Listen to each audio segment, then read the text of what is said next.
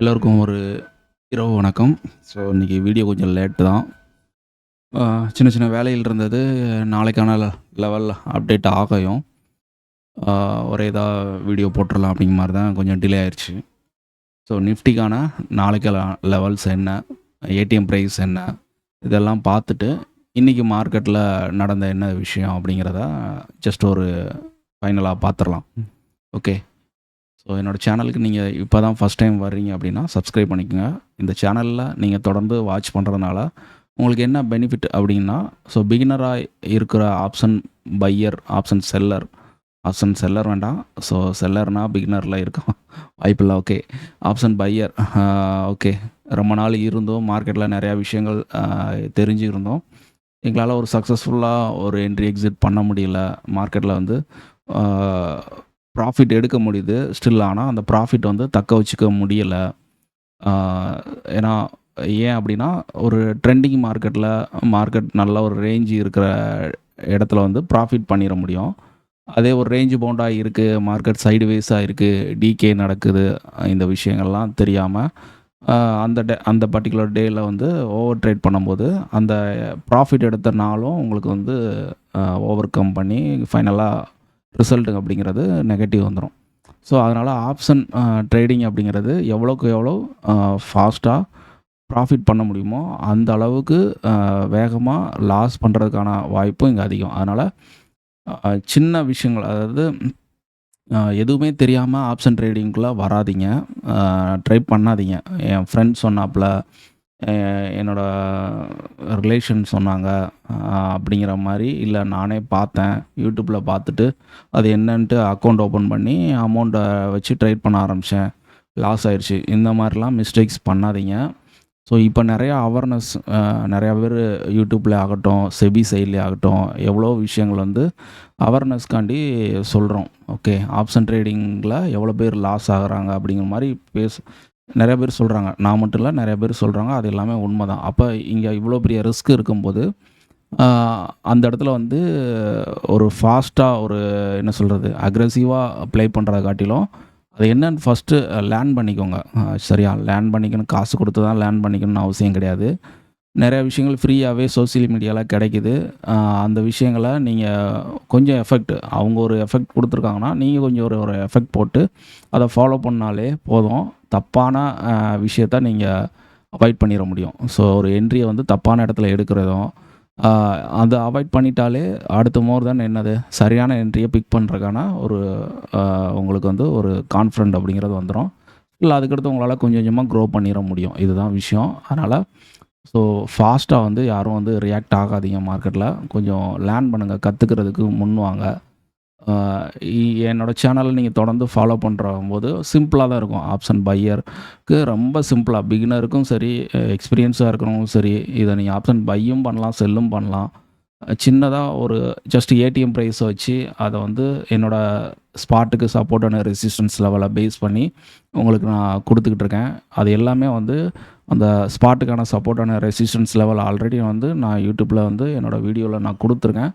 So நீங்களே அதை mark பண்ணி நான் சொன்ன விஷயங்களை ஃபாலோ பண்ணி மார்க்கெட்டில் ஜஸ்ட் அப்சர்வேஷன் பண்ணாலே உங்களுக்கான ஒரு ஸ்கில் அப்படிங்கிறது கண்டிப்பாக வரும். ஓகே. இப்போ இன்றைக்கி வீடியோக்குள்ளே நம்ம போயிடலாம்.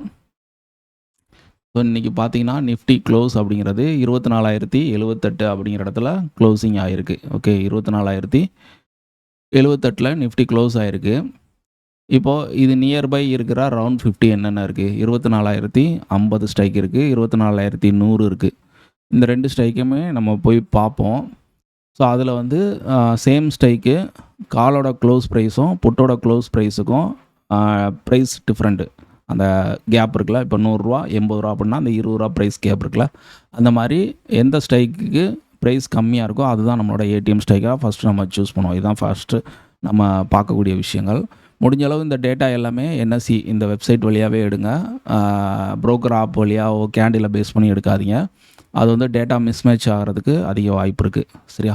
துல்லியமாக வேணுன்னா நீங்கள் இங்கே எடுத்தால் தான் உங்களுக்கு வந்து பர்ஃபெக்டாக இருக்கும். இந்த டேட்டா பார்த்திங்கன்னா மார்க்கெட் முடிஞ்சதுக்கப்புறம் 3:30 மணிக்கு முடிஞ்சதுக்கப்புறம், ஸோ ஒரு 7லேருந்து 8 மணிக்குள்ளே செட்டில்மெண்ட் ஆனதுக்கப்புறம் இந்த க்ளோஸ் ப்ரைஸ் அப்டேட் பண்ணுவாங்க. அதுக்கப்புறம் தான் நீங்கள் வந்து இந்த டேட்டா கிடைக்கும். 3:30 மணிக்கு 5 மணி இந்த மாதிரி டயத்துலலாம் உள்ளே போனீங்கன்னா இருக்காது. ஸோ செட்டில்மெண்ட் ஆனதுக்கு அப்புறம் தான் உங்களுக்கு வந்து இந்த க்ளோஸ் ப்ரைஸுங்கிறது அப்டேட் ஆகும். அது வரைக்கும் லாஸ்ட் ட்ரேடிங் ப்ரைஸ் தான் இங்கே ஷோ பண்ணிக்கிட்டு இருக்கோம். ஓகே, இது வந்து காலம் வந்து எம்டியாக இருக்கும். ஓகே, 7 மணிக்கு அப்புறம் தான் இந்த டேட்டா கிடைக்கும். ஸோ இப்போ வந்து நம்ம பார்த்துடலாம். இதில் இண்டெக்ஸ் ஆப்ஷன் போய்க்கோங்க. Current weekly expiry 25 August. Strike price வந்து 24,100 பார்க்கலாம். ஓகே, 24,100. இங்கே பார்த்தீங்கன்னா க்ளோஸ் ப்ரைஸு 24,100. காலோட ப்ரைஸ் வந்து ₹125, புட்டோட ப்ரைஸ் ₹109. 16 பாயிண்ட் டிஃப்ரென்ஸ் இருக்குது. அதாவது ரெண்டுத்துக்கும் உள்ள கேப் அப்படிங்கிறது 16 பாயிண்ட் இருக்குது. நான் 24,050 பார்க்கேன். இங்கே பார்த்தீங்கன்னா ஆல்மோஸ்ட் வந்து ஒரு 60 பாயிண்ட்டுக்கு மேலே இருக்குது. 150 ஒருக்கா செக் பண்ணுவோம். ஓகே, 150 பார்ப்போம். இங்கே பார்த்தீங்கன்னா ஆல்மோஸ்ட் ஒரு 33 பாயிண்ட்டு வித்தியாசம் இருக்குது. அப்போ எனக்கு க்ளோஸ் நியர்பை இருக்கிற ஸ்ட்ரைக்கில் 24,100 அப்படிங்கிற ஸ்ட்ரைக்கில் தான் எனக்கு வந்து ப்ரைஸுங்கிறது டிஃப்ரென்ஸ் கம்மியாக இருக்குது. ஸோ அதனால் ப்ரைஸுங்கிறது இவ்வளோ தான் கம்மியாக இருக்கணும்னு அவசியம் கிடையாது. 16 பாயிண்ட் இன்றைக்கி இருக்குது. இது இவ்வளோ தான் பாயிண்ட் இருக்கணும்னு அவசியம் கிடையாது. அது 20 இருக்கலாம், 25 இருக்கலாம், ஏன் 1 பாயிண்ட் இருக்கலாம், 5 பாயிண்ட் கூட இருக்கலாம். சரியா? மற்ற நியர்பை ஸ்ட்ரைக்கை காட்டிலும் நம்மளோட ஏடிஎம் ஸ்ட்ரைக் சூஸ் பண்ணுறதுல ப்ரைஸ் வந்து கம்மியாக இருந்தால் போதும். ஓகே, அதுதான் நமக்கு இப்போ 24,100 தான் நாளைக்கான எனக்கு ஏடிஎம் ஸ்ட்ரைக்கு. இதை பேஸ் பண்ணி தான் ஏடிஎம் ப்ரைஸ் அப்படிங்கிறது நான் எடுக்க போகிறேன். ஏடிஎம் ப்ரைஸ் அப்படிங்கிறது இந்த காலோட ப்ரைஸ் எவ்வளோ? ₹125. 125. புட்டோட ப்ரைஸ் வந்து க்ளோஸ் ப்ரைஸ் அப்படிங்கிறது 109. ரெண்டையும் கூட்டினா எனக்கு ₹234 வருது. இது 2ஆல் ஆவரேஜ் பண்ணால் 117. இந்த 117 தான் நாளைக்கு வந்து ஒரு ஸ்ட்ராங்கான சப்போர்ட்டான ரெசிஸ்டன்ஸ் ஜோனில் வந்து நமக்கு வந்து சரியான என்ட்ரியாக இருக்க போகுது. ஓகே, அது எப்படி அப்படிங்கிறத நம்ம பார்க்கலாம். இப்போது பார்த்தீங்கன்னா இதை பேஸ் பண்ணி நான் வந்து நிஃப்டிக்கு சப்போர்ட்டான ரெசிஸ்டன்ஸ் லெவல் வந்து ஆல்ரெடி எடுத்துட்டேன். ஸோ இதை ஃபஸ்ட் டைம் இந்த வீடியோ நீங்கள் பார்க்குறீங்க, இந்த லெவல்லாம் எப்படி எடுக்கிறது அப்படின்னு தெரியலை அப்படிங்கன்னா என்னோடய சேனலில் புதையல் இருக்கும் வரைபடம் அப்படிங்கிற தலைப்பில் ஒரு வீடியோ இருக்கும். நீங்கள் அதை போய் பார்த்தீங்கன்னா ஸோ கிளியராக நாங்கள் எக்ஸ்பிளைன் பண்ணியிருப்பேன். ஓகே, முழுக்க எல்லாமே வந்து ஒரு நம்பரை பேஸ் பண்ணி தான், கணக்கின் அடிப்படையை வச்சு தான் மார்க்கெட்டே வந்து, அதுவும் ஸ்பெசிஃபிக்காக ஆப்ஷன் வந்து கணக்கோட அடிப்படையில் தான் இயங்கிக்கிட்டு இருக்குது. அதை நான் ஆணித்தனமாக நம்புகிறேன். ஸோ நீங்களும் நம்பினா உங்களுக்கும் ரிசல்ட் கிடைக்கும். So candle, price action, indicators இதெல்லாம் ஒர்க் ஆகாதுன்னு நான் சொல்லவே மாட்டேன். அதுக்குன்னு தனித்தனி ஸ்பெசிஃபிக்காக ஒரு இடம் இருக்குது. சரியா? ஒரு ப்ரைஸ் ஆக்ஷன் டூலுங்கிறது ஒரு ஸ்டாக்ஸுக்கு ஒர்க் ஆகும். நீங்கள் ஆப்ஷன் தான் பண்ணுறீங்க அப்படின்னா நம்பருக்கு மாறுங்க. கன்வெர்ட் பண்ணால் தான் உங்களோட ரிசல்ட் அப்படிங்கிறது ஹையாக கிடைக்கும். ஸோ உங்களுக்கு வின்னிங்கும் இங்கே ப்ராபபிலிட்டி அதிகம். ஓகே, சரி. ஓகே, இப்போ நான் சப்போர்ட்டான ரெசிஸ்டன்ஸ் லெவல் எல்லாமே மார்க் பண்ணிட்டேன். இதில் என்ன நான் கொடுத்துருக்கேன், எனக்கு வந்து மோர் தென் இந்த சார்ட்டில் வந்து ஓப்பனுங்கிறது நம்ம நாளைக்கு மார்க்கெட் ஓப்பன் ஆகிறதுக்கு முன்னாடி ப்ரீ ஓப்பன் மார்க்கெட் ஓப்பன் ஆகவும் கிடைக்கும். இதில் எனக்கு மோர் தென் இம்பார்ட்டன்ட் இந்த சப்போர்ட் ரெசிஸ்டன்ஸ் லெவலை காட்டிலும் முந்தின நாளோட லோ, முந்தின நாளோட ஹை, ப்ரீவியஸ் க்ளோஸு, இந்த 3மே முக்கியம். அதுக்கடுத்து ஓப்பனுங்கிறது முக்கியம். சரியா? இதெல்லாமே இங்கே இம்பார்ட்டன்ட் லைன்ஸ் தான். எல்லாமே லைவ் மார்க்கெட்டில் ரியாக்ட் ஆகக்கூடிய ஒரு லெவல்ஸ் தான். ஓகே, அது போக நம்மளோட ஏடிஎம் ப்ரைஸை வச்சு கிடைச்ச R1, R2, S1, S2 லெவல்லாம் mark பண்ணியிருக்கேன். இந்த மேஜிக் லைன் ஐடிஎம் லைனுங்கிறது ட்ரெண்டை குறிக்கும். ஸோ மேஜிக் லைனுக்கு மேலே மார்க்கெட் ஓப்பன் அப்படிங்கிற மாதிரி இருந்தால் ஒரு புல்லிஷ்கான ஒரு வியூவும், மேஜிக் லைனுக்கு கீழே மார்க்கெட் ஓப்பன் கொடுக்கு அப்படிங்கன்னா ஒரு டவுன் சைடுக்கான ஒரு வியூவும் நமக்கு இண்டிகேஷன் கொடுக்கும். ஓகே, இப்போது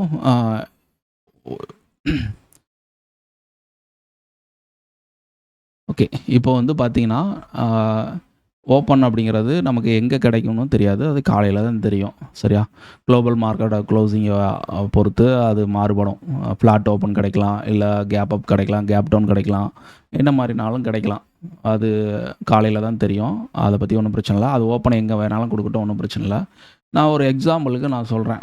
ஓகே, நாளைக்கு மார்க்கெட் வந்து இந்த மாதிரி ஒரு ஓப்பன் கொடுக்குன்னு வச்சுக்குவோம். ஓகே, இந்த மாதிரி ஒரு இடத்துல 24,000 அப்படிங்கிற இடத்துல ஓப்பன் கொடுக்கு அப்படின்னா ஒரு சைக்காலஜியாக வந்து 24,000 அப்படிங்கிறது ஒரு ஸ்ட்ராங்கான ஒரு ரவுண்ட் நம்பரு. இது ஒரு சப்போர்ட்டாக இருக்கிறதுக்கு வாய்ப்பு இருக்கும். ஓகே. இங்கேருந்து மார்க்கெட் இங்கே ஓப்பன் கொடுக்குது. இங்கேருந்து மார்க்கெட் வந்து பை, அதாவது பை ஆகுது அப்படின்னா ஒரு க்ரீன் கேண்டில் ஃபார்ம் ஆகுதுன்னு வச்சுக்கங்களேன். இந்த ஓப்பன்லேருந்து இப்படி ஒரு க்ரீன் கலர் கேண்டில் ஃபார்ம் ஆகுது.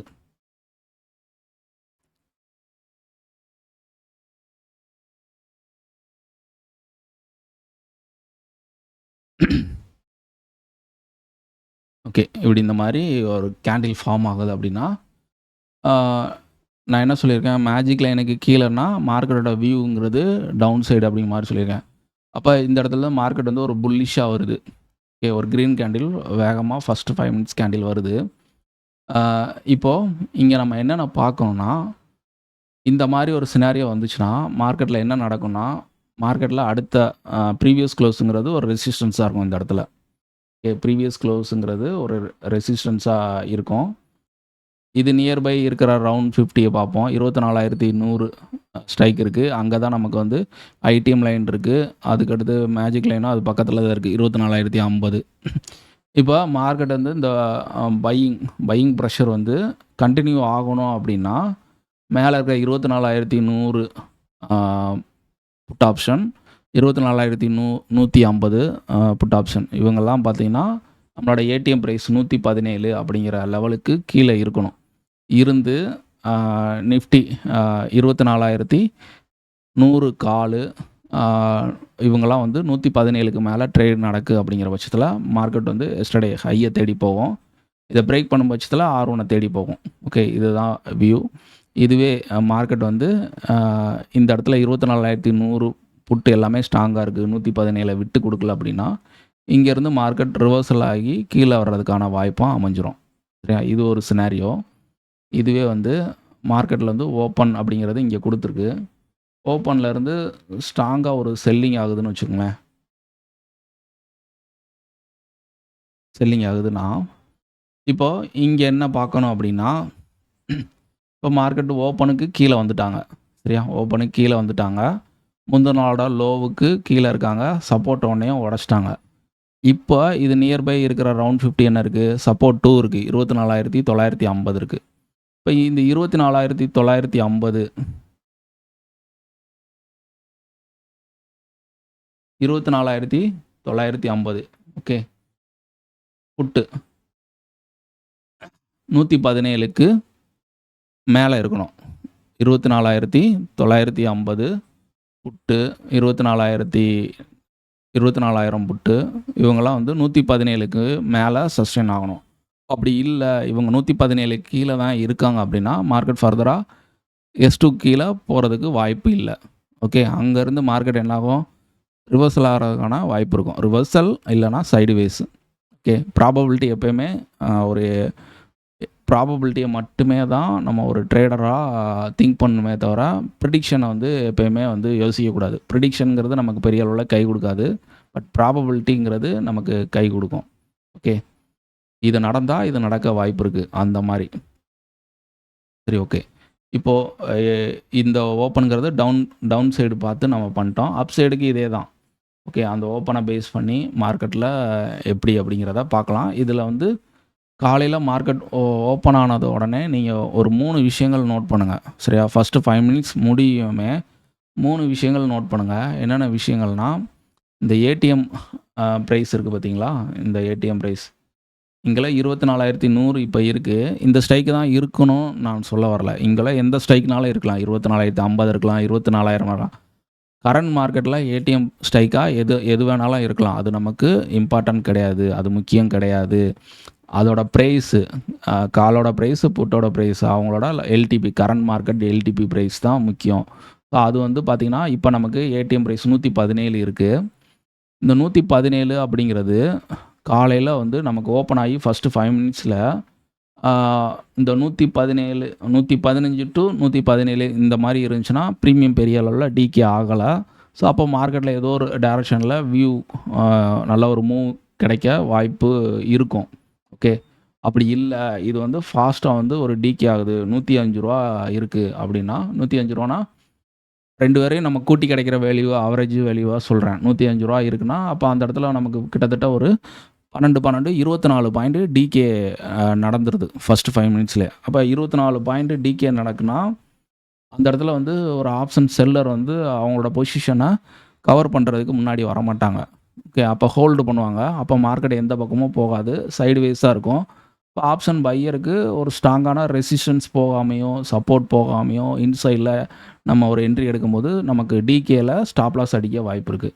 அதனால் ஃபஸ்ட்டு 5 மினிட்ஸில் வந்து இதை நோட் பண்ணுங்கள்.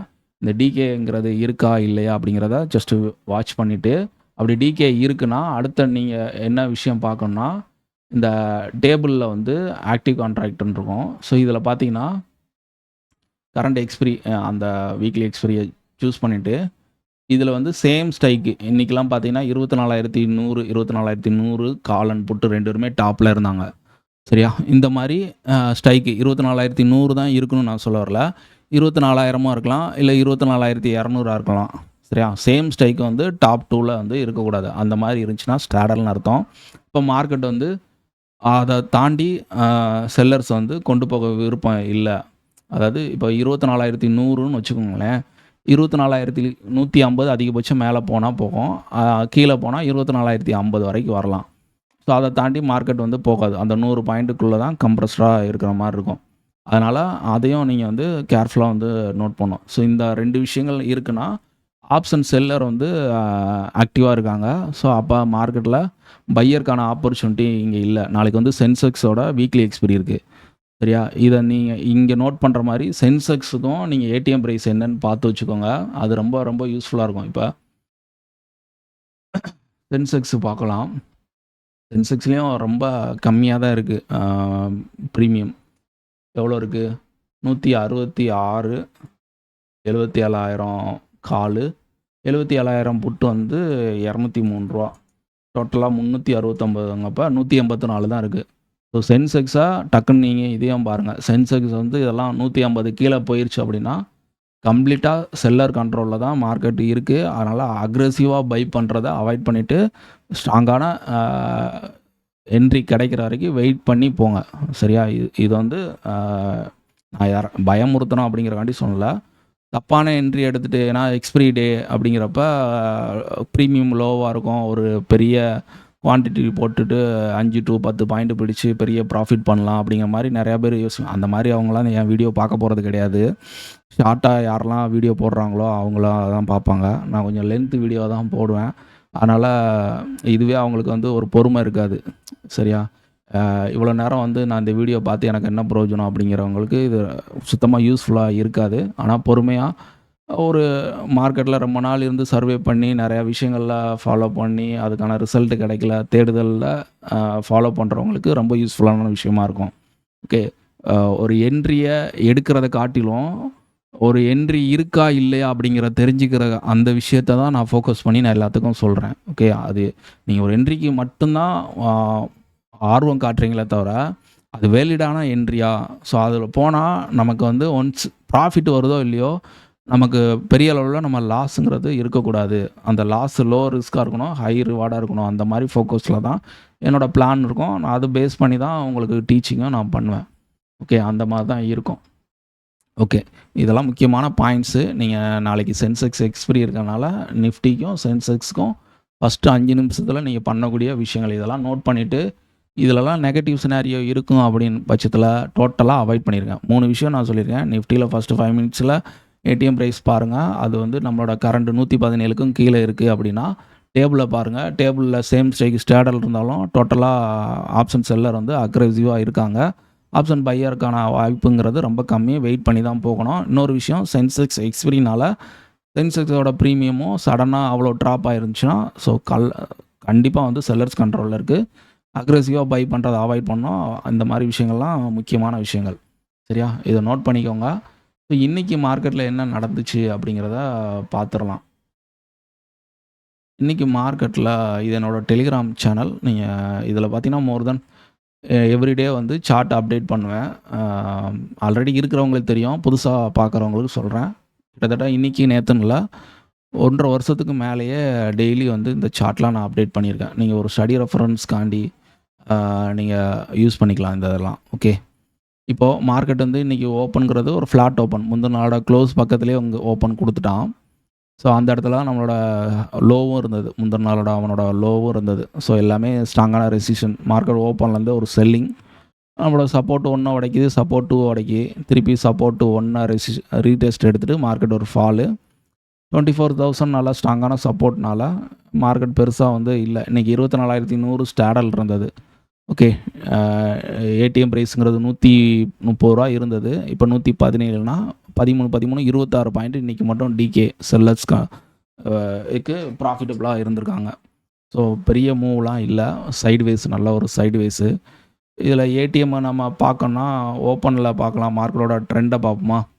இப்போது 24,154 ஓப்பன் கொடுத்துருக்கான் அப்படின்னா, இது நியர்பை ரவுண்ட் 50 என்ன இருக்குது? 24,050 இருக்குது, 150 இருக்குது. அப்போ 24,150 காலன் புட்டு ரெண்டுத்தையும் நம்ம எடுத்து வச்சு பார்க்கலாம். 24,150 ஸ்ட்ரைக்கு காலன் புட்டு ரெண்டுமே எடுத்து வச்சுட்டு, ரெண்டுத்துக்குமே காமனாக ரூ. 130 ப்ரைஸ் அப்ளை பண்ணிடுங்க. ஓகே, ரூ. 130 ப்ரைஸை ரெண்டுத்துக்குமே காமனாக மார்க் பண்ணிவிட்டு, ஓகே, இப்போது மார்க்கெட்டோட வியூ அப்படிங்கிறது அப்சைடு போகணும் அப்படின்னா 24,150 கால் வந்து 130க்கு மேலே இருக்கணும். ஆனால் இங்கே பார்த்தீங்கன்னா ஓப்பனுங்கிறது கிட்டத்தட்ட ரூ. 162 ஓப்பன் கொடுத்துட்டு 130 கீழே க்ளோஸ் பண்ணிட்டான். அப்போ மார்க்கெட்டில் வியூ அப்படிங்கிறது மேலே போகும், 130க்கு கீழே இருக்கிற வரைக்கும் மார்க்கெட் அப்சைடுக்கான வியூ கிடையாது. அதே நேரத்தில் இங்கே பார்த்தீங்கன்னா புட்டில் பார்த்தீங்கன்னா ரூ. 108 ஓப்பன் கொடுத்துட்டு 130க்கு மேலே சஸ்டெயின் ஆகிறான். ஸோ மார்க்கெட்டோட வியூ அப்படிங்கிறது டவுன் சைடு அப்படிங்கிறது கிளியராக இங்கே காட்டுது. ஓகே, டவுன் சைடுங்கிறத கிளியராக காட்டுதுன்னா அப்போ கீழேயே போயிடுமா அப்படின்லாம் கிடையாது. அதுக்கடுத்து ஒரு சப்போர்ட் ஜோனை தேடி மார்க்கெட் போகும். அந்த சப்போர்ட்லேருந்து அங்கே நியர்பை இருக்கிற ரவுண்ட் 50 ஸ்ட்ரைக்கு புட்டு வீக்காக இருந்தால் அங்கேருந்து மார்க்கெட் ரிவர்சல் ஆகலாம். ஓகே, அந்த மாதிரி தான். ஓகே, கண்டினியூவாக டவுன் சைடு தான் போகணும் இல்லை. ஃபஸ்ட்டு 5 மினிட்ஸை வச்சு மார்க்கெட்டோட வியூவை வந்து அந்த இதில் நான் சொல்கிறேன். இதை பேஸ் பண்ணி என்ட்ரி நம்ம போக முடியாது. நான் எப்போவுமே வந்து என்ட்ரியை வெயிட் பண்ணி ரிவர்சல் என்ட்ரியை தான் ஃபோக்கஸ் பண்ணுங்க அப்படிங்கிற மாதிரி சொல்லியிருப்பேன். ஓகே, இப்போ மார்க்கெட் இங்கேருந்து எங்கேயுமே போகல, சரியா? இந்த இடத்துல நம்ம R1லேருந்து ரிஜிஸ்டர் ஆகி கீழே வந்திருக்கான். ஸோ 108, 24 108 நியர்பை ரவுண்ட்ஸ் ஸ்ட்ரைக்கு இங்கெல்லாம் நம்ம பார்க்கலாம். 24,150 புட்டு வந்து ஸ்ட்ராங்காக இருக்குது. 100 24,000 ஓகே 24,100 புட்டு நான் எடுத்து வச்சுருக்கேன். இதில் காமனாக அதே ரூ. 130 போட்டுடலாம். பார்த்தீங்கன்னா மார்க்கெட்டு 24,100 புட்டு வீக்காக தான் இருக்குது. அதே நேரத்தில் 24,100 காலை நம்ம பார்க்கலாம்.